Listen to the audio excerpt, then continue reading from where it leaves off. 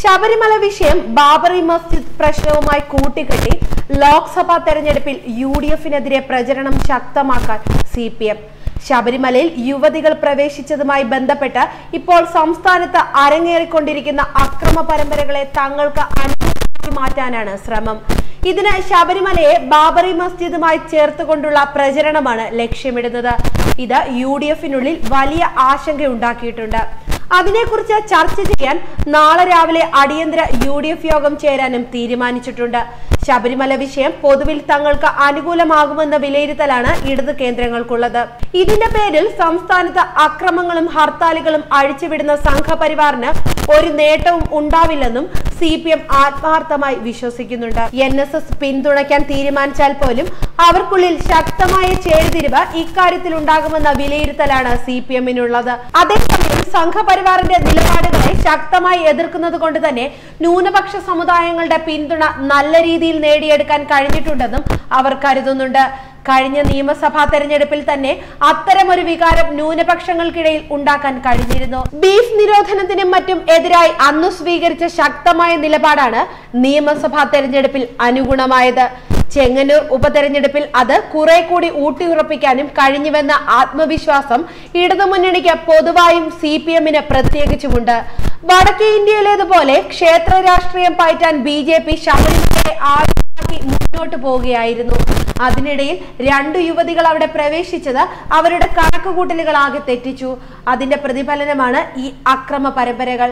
എന്നാൽ അതിനെ ഒന്ന് അപലപിക്കുക പോലും ചെയ്യാതെ സർക്കാരിനെ വിമർശിച്ചുകൊണ്ട് സംഘപരിവാറിന് എല്ലാ ഊർജവും നൽകുന്ന നിലപാടാണ് UDF-ഉം കോൺഗ്രസും സ്വീകരിക്കുന്നതെന്നാണ് CPM-ന്റെ അഭിപ്രായം. ശബരിമല വിഷയം വന്നതോടെ സംഘപരിവാറിന്റെ നീക്കങ്ങളെ ശക്തമായി പ്രതിരോധിക്കുകയും പ്രചരണം നടത്തുകയും ചെയ്തത് ഈ മേഖലകളിൽ കൂടുതൽ നേട്ടമുണ്ടാക്കിയിട്ടുണ്ടെന്നും അവർ വിശ്വസിക്കുന്നു. അതാണ് വനിതാ മതിലിൽ ന്യൂനപക്ഷ വനിതകളുടെ വമ്പിച്ച സാന്നിധ്യം കാണിക്കുന്നതെന്നാണ് അവരുടെ വിശദീകരണം. എന്നാൽ ലോക്സഭാ തെരഞ്ഞെടുപ്പ് വരുമ്പോൾ ഉണ്ടാകുന്ന വോട്ടിംഗിന്റെ ഘടനയാണ് ഇടതുമുന്നണിയെയും CPM-നെയും വല്ലാതെ വലച്ചുകൊണ്ടിരുന്നത്. സാധാരണ നിയമസഭാ തെരഞ്ഞെടുപ്പിൽ ഇടതുമുന്നണിയെ വിശ്വസിക്കുന്ന കേരളീയർ ലോക്സഭയാകുമ്പോൾ കോൺഗ്രസിന് വോട്ട് ചെയ്യുന്ന രീതിയാണുള്ളത്. എന്നാൽ ഇപ്പോൾ അതിൽ ചില മാറ്റങ്ങൾ ഉണ്ടായിട്ടുണ്ടെന്നാണ് CPM-ന്റെ അവകാശവാദം. ദേശീയ തലത്തിൽ കോൺഗ്രസ് നേതാക്കൾ BJP-യിലേക്ക് ചേക്കേറുന്നത് ശക്തമായ പ്രചരണായുധമാക്കിക്കൊണ്ട് ചില ആശയക്കുഴപ്പം ന്യൂനപക്ഷങ്ങൾക്കിടയിൽ സൃഷ്ടിക്കാനും കഴിഞ്ഞിട്ടുണ്ട്. അത്തരത്തിലുള്ള പ്രചാരണത്തിന് കരുത്തു പകരാനാണ് ഇപ്പോൾ ശബരിമല ഉപയോഗിക്കുന്നത്. ശബരിമല വിഷയത്തിൽ കോൺഗ്രസ് പ്രസിഡന്റിന്റെ നിലപാട് പോലും തള്ളിക്കളഞ്ഞുകൊണ്ട് സംഘപരിവാറിനൊപ്പം കോൺഗ്രസ് നിലകൊണ്ടുവെന്നാണ് കഴിഞ്ഞ ദിവസം വരെ നടത്തിയിരുന്ന പ്രചരണം. ഇത് കോൺഗ്രസിന് പരമ്പരാഗത വോട്ട് കേന്ദ്രങ്ങളിൽ വലിയ തിരിച്ചടി ഉണ്ടാക്കാവുന്നതാണ്. നേരത്തെ തന്നെ കോൺഗ്രസിൽ അല്പം അവിശ്വാസമുള്ള ന്യൂനപക്ഷ വിഭാഗങ്ങൾക്കിടയിൽ ഈ പ്രചരണം വലിയ തോതിലുള്ള പ്രത്യാഘാതത്തിന് വഴിവെക്കും. അതിനു പുറമെയാണ് ഇപ്പോൾ ബാബറി മസ്ജിദ് വിഷയം കൂടി ഇതോടൊപ്പം ചേർക്കാനുള്ള തീരുമാനം. കഴിഞ്ഞ ദിവസത്തെ പ്രധാനമന്ത്രിയുടെ പ്രസ്താവനയുടെയും കൂടി ചുവട് പിടിച്ചുകൊണ്ടാണ് പ്രചരണം നടത്തുക. അതിന് ഇന്നലെ തന്നെ മുഖ്യമന്ത്രി പിണറായി വിജയൻ തുടക്കം കുറിക്കുകയും ചെയ്തു. സുപ്രീം കോടതിക്കും ഭരണഘടനയ്ക്കും മുകളിൽ വിശ്വാസത്തെ പ്രതിഷ്ഠിക്കാനാണ് നീക്കമെന്നതാണ് പ്രചരണായുധം. ശബരിമലയിലെ ആചാരം സംരക്ഷിക്കപ്പെടണമെന്ന പ്രധാനമന്ത്രിയുടെ പ്രസ്താവനയാണ് ഇതിന് ആധാരം. ഇത്തരത്തിൽ നിയമത്തിന് മുകളിൽ വിശ്വാസം വരുമ്പോൾ കോടതി വിധികൾക്ക് പോലും വിലയില്ലാതാകും. അത് ബാബറി മസ്ജിദ് വിഷയത്തിൽ തിരിച്ചടി ഉണ്ടാകുമെന്നാണ് CPM പറയുന്നത്.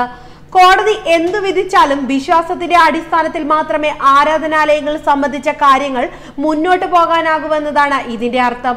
അങ്ങനെ വരുമ്പോൾ ബാബറി മസ്ജിദ് ഇരുന്ന സ്ഥലം ശ്രീരാമൻ ജനിച്ച ഇടമാണെന്നാണ് വിശ്വാസികളുടെ ആവശ്യം അംഗീകരിക്കേണ്ടി വരും. ഇത് ബാബറി മസ്ജിദിന്റെ കാര്യത്തിൽ മാത്രമായിരിക്കില്ല തിരിച്ചടി ഉണ്ടാക്കുക.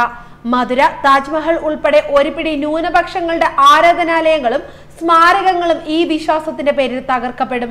ഇത് ന്യൂനപക്ഷങ്ങളെ അരക്ഷിതാവസ്ഥയിൽ കൊണ്ടുചെന്ന് തള്ളുമെന്നതാണ് CPM-ന്റെ പ്രചരണം.